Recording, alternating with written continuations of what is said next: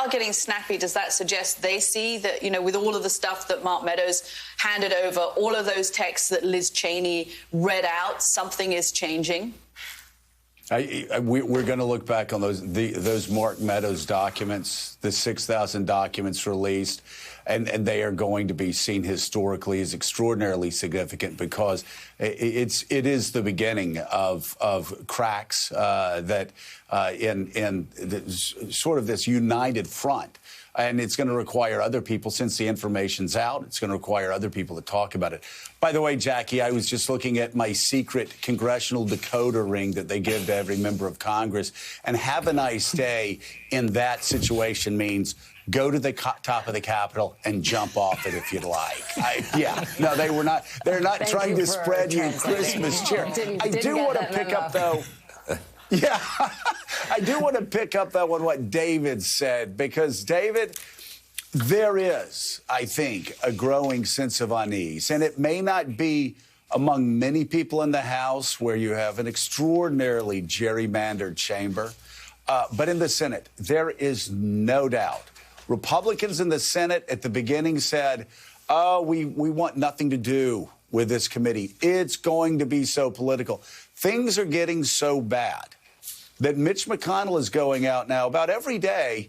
And what Mitch is doing is, you know, we've heard he doesn't do anything without the consent of his people. He's not Newt Gingrich. He's not a renegade. He speaks for his caucus.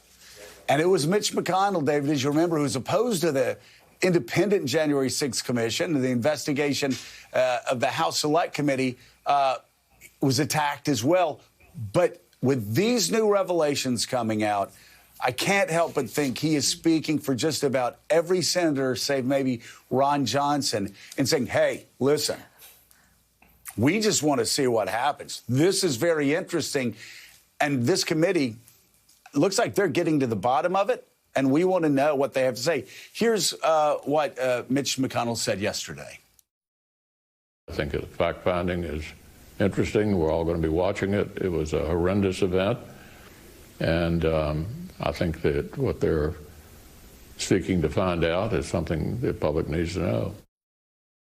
Read the reports every day, and it'll be interesting to see what they conclude. Gone are the days when Republicans are just, and I'm not saying Mitch has done this, but you always hear partisan witch hunt. They're going on a fishing expedition. You fill in the blanks of whatever Donald Trump is saying. Mitch McConnell is lending credibility to this committee by just saying the fact-finding is significant. It is significant. That's truthful. It was a horrific event. Yes, it was a horrific event, and most Americans, despite what they tell pollsters, we know on that day were horrified by what was happening. And you can never forget that House members run in these gerrymandered little safe districts. United States senators have to run statewide. And so they just have to take a more reasonable, rational view and face up to facts. And I think we've seen Mitch now 2 days in a row speak not just for himself, but he knows he's speaking for the entire caucus to say, let the chips fall where they may. Those two little sound bites that you showed from McConnell, sort of flat in tone, that's about as excited as he gets. And I think you're right, Joe. I think he's basically, this is a man who I suspect hates Donald Trump.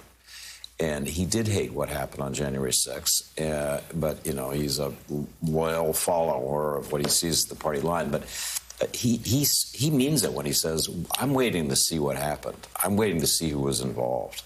And I think this idea that GOP senators are going to begin to protect themselves as they head toward elections is absolutely right.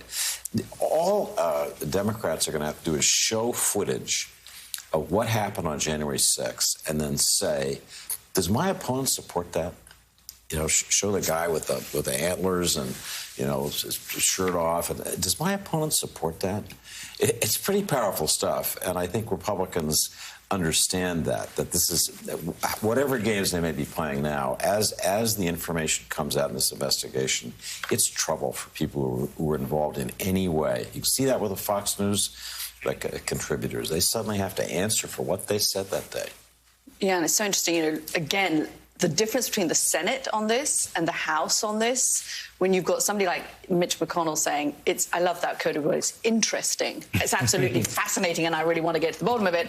And then you compare that to Matt Gaetz saying that the future of the Republican Party is Gaetz, Marjorie Taylor Greene, Congresswoman Boebert, Jim Jordan. It's just like they are pointing to the firebrands, and there's Mitch in the Senate with a very different tone. And it's that split in their party.